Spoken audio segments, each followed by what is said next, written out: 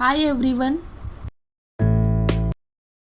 The pH of the solution obtained by mixing 50 ml of 0.4 N HCl and 50 ml of 0.2 N NaOH. Okay, तो देखिए जो मोल equals to क्या होता है, concentration into volume. ठीक है, तो आपको NaOH के मोल यहाँ पे कैलकुलेट करना है और यहाँ पे HCl के मोल कैलकुलेट करने हैं। ठीक है, तो HCl के मोल देखिए आप, कॉन्सेंट्रेशन कितनी दे रखी है 0.4 इंटू 50, इसका वॉल्यूम है 50 ml, तो कितना आएगा 20 मोल HCl। ठीक है, नेक्स्ट देखते हैं अपन NaOH के मोल कैलकुलेट करेंगे। तो NaOH का क्या वॉल्यूम दे रखा आपको 50 ml इंटू कॉन्सेंट्रेशन कितनी दे रखी है 0.2 N दे रखी है, नॉर्मेलिटी के अकॉर्डिंग कॉन्सेंट्रेशन दे रखी है, तो कितना आएगा 10 मोल NaOH।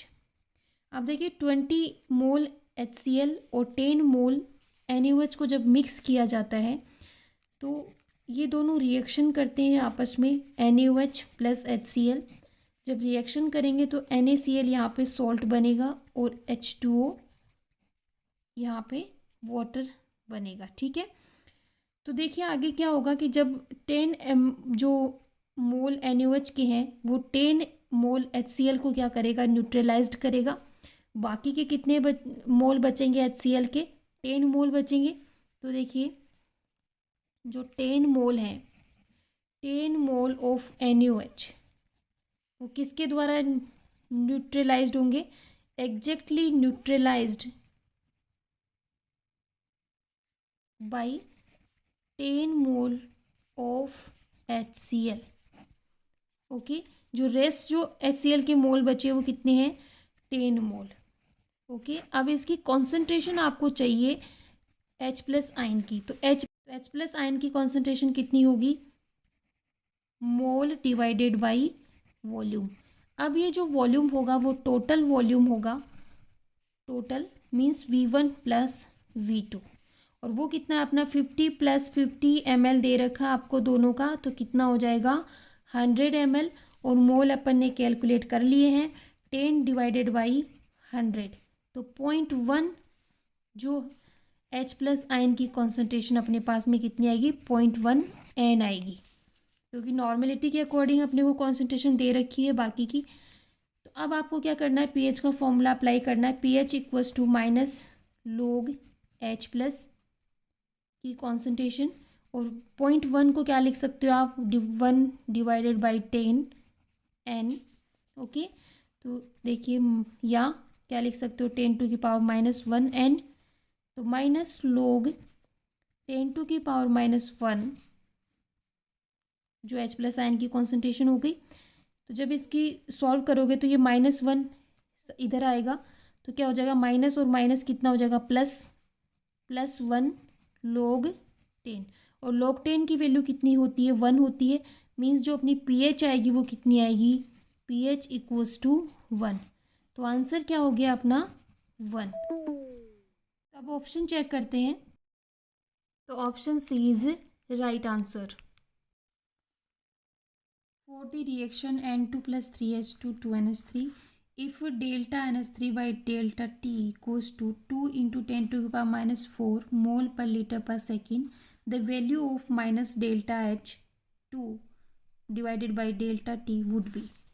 तो इस जब भी रिएक्शन की ऐसी जब रिएक्शन दे रखी है तो आपको क्या करना है कि रेट ऑफ रिएक्शन लिखना है, रेट ऑफ रिएक्शन dN2 या डेल्टा N2 लिख सकते हैं, डेल्टा N2। जब भी आप रिएक्टेंट के रेस्पेक्ट में लिखोगे तो माइनस चिन्ह आएगा, क्यों, क्योंकि रिएक्टेंट क्या होते हैं धीरे धीरे कंजप्शन होता जाता है रिएक्टेंट का, और प्रोडक्ट क्या होते हैं धीरे धीरे बनते हैं, इसका मतलब उनका फॉर्मेशन होता जाता है, और फॉर्मेशन होगा तो वो पॉजिटिव होगा उनके लिए रेट ऑफ रिएक्शन, और रिएक्टेंट के लिए क्या होगा नेगेटिव होगा।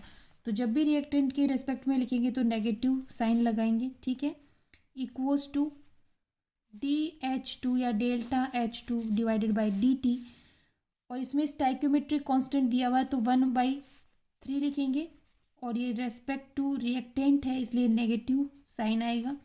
इक्वल्स टू क्या लिखेंगे, 1/2 dNH3 या delta NH3 divided by dt।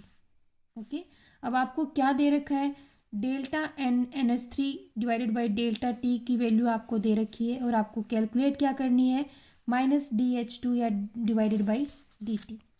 तो देखिए -1/3 DH2 या delta H2 divided by dt equals to 1/2 dNH3 divided by dt। इसकी वैल्यू आपको दी हुई है और आपको कैलकुलेट करनी है DH2 डिवाइडेड बाई dt। तो क्या लिखोगे, माइनस ये जो 3 है नीचे वो ऊपर चला जाएगा तो 3/2 होगा, इंटू इसकी वैल्यू आपको कितनी दे रखी है, 2 × 10⁻⁻4 मोल पर लीटर पर सेकेंड। तो इसकी जगह आप इसकी वैल्यू लिख दोगे 2 × 10⁻⁻4 मोल पर लीटर पर सेकेंड। ठीक है, तो 2 से 2 क्या होगा, कैंसिल हो जाएगा। तो आंसर क्या आ गया अपना, 3 × 10⁻⁻4 मोल पर लीटर पर सेकेंड। तो ऑप्शन देखिए, ऑप्शन बी इज राइट, 3 × 10⁻⁻4 मोल पर लीटर पर second. Cannizzaro reaction is not shown in which of the following। Cannizzaro reaction कौन से कंपाउंड देते हैं, वे कंपाउंड या वे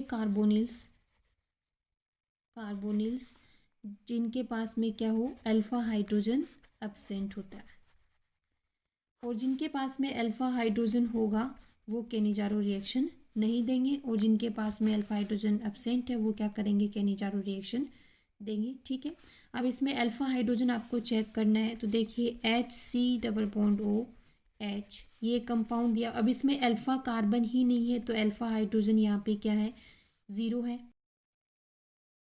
तो इसके पास में अल्फा हाइड्रोजन क्या है, 0 है। इट मीन्स ये क्या करेगा, कैनिजारो रिएक्शन देगा। ठीक है, ये देखिए नेक्स्ट कंपाउंड है आपका C6H5CHO। तो इसमें भी कोई भी अल्फा हाइड्रोजन नहीं है, क्योंकि ये वाला जो कार्बन है वो अल्फा कार्बन है और इसके पास में कोई अल्फा हाइड्रोजन नहीं है। इट मीन्स ये वाला जो कंपाउंड है ये भी क्या करेगा, कैनिजारो रिएक्शन देगा। नेक्स्ट है CH3C+OH। इसमें देखिए ये इस कार्बोनिल कार्बन से अटैच जो कार्बन है वो अल्फा कार्बन है, और इस कार्बन से जो अटैच्ड हाइड्रोजन है वो कौन से हैं, अल्फा हाइड्रोजन। इट मीन्स इसके पास में अल्फा हाइड्रोजन 3 है, इट मीन्स इसके पास में अल्फा हाइड्रोजन प्रेजेंट है, इसलिए ये कैनिजारो रिएक्शन नहीं देगा। ओके, नेक्स्ट लास्ट देखिए CH3 और C+OH। तो इसमें देखिए ये कार्बोनिल कार्बन है, इसके जस्ट पास वाला कार्बन क्या हो गया, अल्फा कार्बन हो गया, और इसके पास में कोई भी हाइड्रोजन प्रेजेंट नहीं है। इट मीन्स इसके पास में भी अल्फा हाइड्रोजन क्या है, 0, इसलिए ये भी क्या करेगा, कैनिजारो रिएक्शन देगा। अब इसमें कौन सा कंपाउंड कैनिजारो रिएक्शन नहीं देगा ये पूछा है, तो option C is right. Okay, arrange the group, CH2OH है, CH3 है, H है, CH2CH2OH, ये आपको 4 ग्रुप दे रखे हैं। Is decreasing priority of RS configuration. RS configuration के अंदर जब अपन प्रायोरिटी डिसाइड करते हैं उसके अंदर इनके चारों ग्रुप्स की प्रायोरिटी सबसे ज़्यादा किसकी होगी, फिर कम किसकी होगी, तो डिक्रीजिंग ऑर्डर आपको डिसाइड करना है। तो देखिए सबसे पहला जो ग्रुप आपको दे रखा है वो है CH2, तो H लिखोगे और ये OH। ओके, दूसरा जो ग्रुप दिया हुआ वो है CH3। ठीक है, ओपनली अपन लिख लेते हैं इनको ओपन चेन के रूप में। नेक्स्ट जो आपका ग्रुप है वो है हाइड्रोजन, और नेक्स्ट जो ग्रुप है वो है CH और ये OH। तो फर्स्ट यहाँ पे कार्बन है, कार्बन से 2 हाइड्रोजन और 1 ऑक्सीजन डायरेक्टली जुड़ा हुआ है। यहाँ पे तीनों हाइड्रोजन है, ये सिर्फ हाइड्रोजन है, तो सिर्फ हाइड्रोजन है वो उसको तो 4th प्रायोरिटी मिल जाएगी। और इस कार्बन से 2 हाइड्रोजन और 1 कार्बन जुड़ा हुआ है, तो ऑक्सीजन का जो एटॉमिक नंबर होता है वो ज़्यादा होता है, इसलिए इसको क्या करेंगे अपन, प्रायोरिटी देंगे 1 नंबर। ऑक्सीजन के बाद में कार्बन को देंगे। ठीक है, कार्बन से 2 हाइड्रोजन और 1 कार्बन जुड़ा हुआ है तो 2 नंबर इसको देंगे। और 3 नंबर तीनों हाइड्रोजन जुड़े हुए हैं, इसलिए 3 नंबर स्कोर, 4 नंबर क्या हो जाएगा हाइड्रोजन। तो सबसे फर्स्ट जो प्रायोरिटी पे रहेगा CH2H, फिर CH2CH2H, फिर CH3 और नेक्स्ट है हाइड्रोजन। तो ऑप्शन सी इज राइट।